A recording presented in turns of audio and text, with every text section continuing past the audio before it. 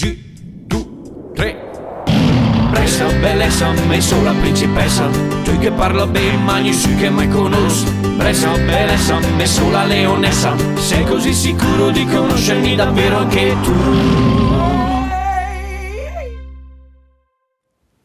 Ed eccoci ad un nuovo appuntamento con Bressa Belesa, grazie per il vostro consenso. Prima domanda di oggi: chi furono i concittadini che, secondo la tradizione, questa è una storia, offrirono dei gelati agli austriaci feriti durante le battaglie dell'estate del 1859? Chi furono questi concittadini? Furono le donne del Carmine, alcuni gelatai ambulanti oppure le madri orsoline? E ancora, in che anno venne inaugurato il monumento dedicato ad Arnaldo da Brescia? Nel 1850, nel 1874 oppure nel 1882? E attenzione, in dialetto bresciano, che cos'è l'abbraccio? È il braccio, la brace o la poltrona? Tra pochissimo le interrogazioni.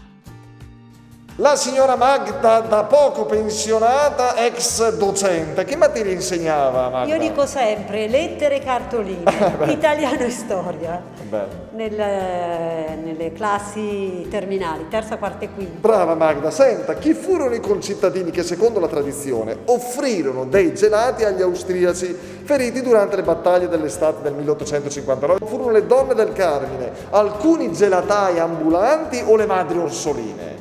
Ma io ho sempre pensato che le madri orsoline sono sempre state molto laboriose nel fare queste cose qua. Quindi mi viene da pensare, siamo nella seconda guerra d'indipendenza, 1859, quindi mi viene da pensare che possano essere state le madri orsoline. Le madri orsoline, pensi, continui a pensare Magda. In che anno venne inaugurato un monumento dedicato ad Arnaldo da Brescia, dove lei ogni venerdì sera, quando si poteva, consumava serate in aperitivi, in gozzovigliate, in mondanità?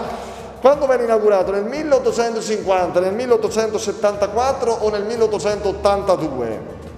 Queste tre date non mi dicono, non mi dicono nulla, un po' specifiche. Però potrebbe essere 1850. La brasa, che cos'è in dialetto bresciano? È il braccio. Beh, lei perugina, insomma, capisco che la tratterei un po' male. È il braccio, la brace o la poltrona? La brace. La brace, è stato bene. Grazie Magda. Almeno questa l'ho presa, insomma. Il signor Salvatore, vero? Presente.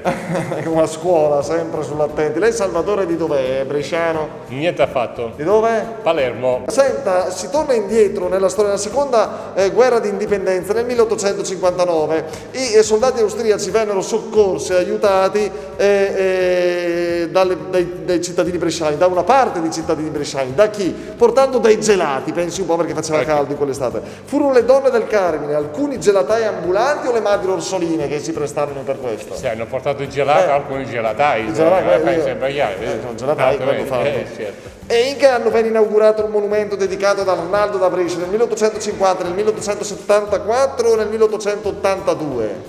1870, direi.